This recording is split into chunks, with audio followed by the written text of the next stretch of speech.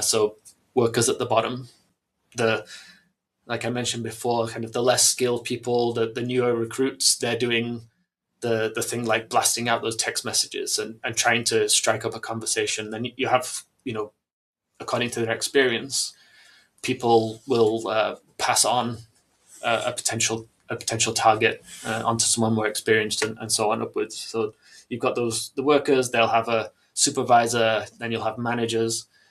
Yeah, and so profits obviously go to the top and then trickle back down.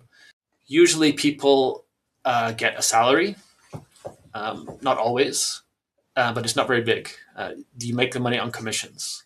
So if you're there and you don't want to be there, you either work or you get beaten. Like if you don't perform, you don't get paid, and if you don't perform, you can be subject to all kinds of often very vicious treatment. It starts small, can be slaps and kicks, but then there's so much footage, there's so much evidence of people being subject to electrocution with batons, vicious beatings.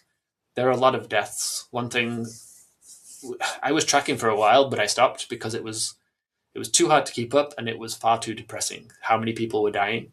Many of them are falling from the building. That sometimes the circumstances are suspicious, but I think many of them probably are suicides because they're incredibly desperate places. So violence, death is common throughout the industry, and this like very rigid structure that we talk about in the book with the idea of compound capitalism.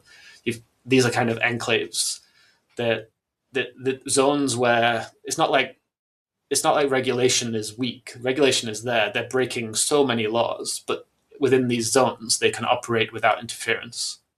And then inside, they have these structures that both maximize extraction from those workers, working to commissions, a lot of them talk about having KPIs, even, key performance indicators like you would have in a company.